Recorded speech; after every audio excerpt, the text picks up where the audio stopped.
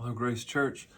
I hope you're doing well as we are transitioning into the fall. Transition usually means a lot of excitement and being overwhelmed, which has been true for my family with school starting and all kinds of things going on. Before we get to the main reason I'm recording the video, I wanted to say thank you to the church for we hosted the center football team this past Sunday, and it was just a beautiful Sunday. The service went really well.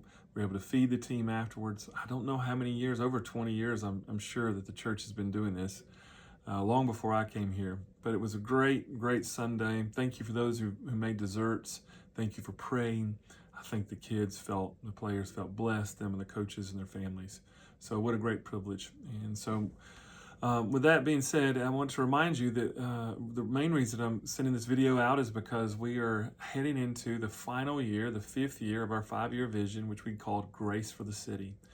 And when we launched back in 2021, we decided that there were, for the next 5 years, there'd be 3 areas of investment that we would try to, in these areas of our community, try to help bring, to bless and invest these areas. And those 3 areas were family and children, and then the college students in the college, and then thirdly, which we'll be embarking on this fall, is our vocations.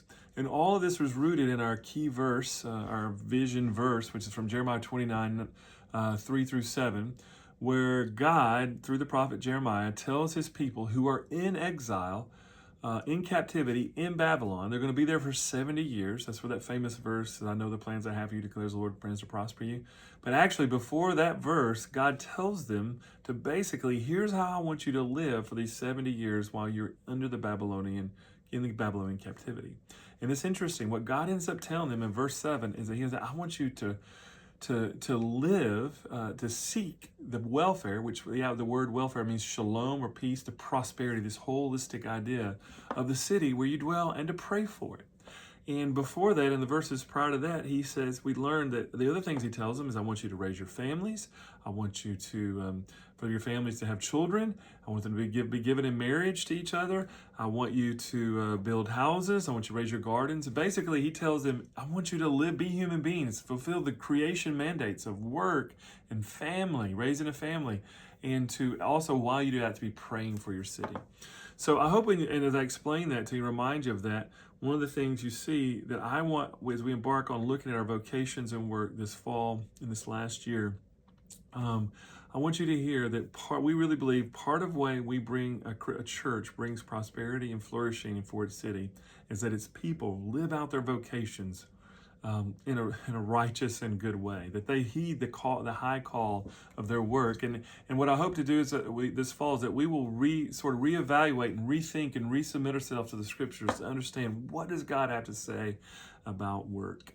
And what does he have to say about my work? Listen, it's where most of us spend most of our time, especially throughout the day and the week. And the way we're going to define work is defined for us, is that it's anything that's not pleasure or rest. And so that covers everything from the stay-at-home mom to the corporate leader and everything in between, and all the jobs from the teachers and the doctors and the retirees and everything. It is what you were doing that is not rest or leisure. And listen, if people were to say, I think if you were to ask the common Christian in their church, and they said, hey, my church has asked me to bless my community and to love my community, I think most people would say, that would conclude that my church is asking me then to evangelize everyone, to have Bible studies with people, to feed the poor, and to love people. And I think, and please hear me saying that we're not saying none of those things are not important and integral to part of God's kingdom going forth. But I want you to also hear that what we believe biblically is that when God's people just live out their vocations and work, just do the work of Genesis 1 to rule and subdue the earth, that when God's people do that, their work in and of itself is very valuable and brings flourishing, that God cares about it. Your work is not a platform for something else. The work you do is incredibly important for kingdom advancement. It is the kingdom of God advancing when image bearers who love him bring order and rule and do their vocations well. So oftentimes pastors are asked, I think, how is your church doing? And I think most pastors probably filter that through the idea of, well, let me think, how many people are coming to our worship service? How many people are involved in our ministries? And how many people are participating in Bible studies? Important parts of the church. But I would offer and hope that I am growing, and that pastors ought to think this way also, if not first, when someone asks, how is your church doing? That a pastor think, man, these are how my people are living out their vocations in our community.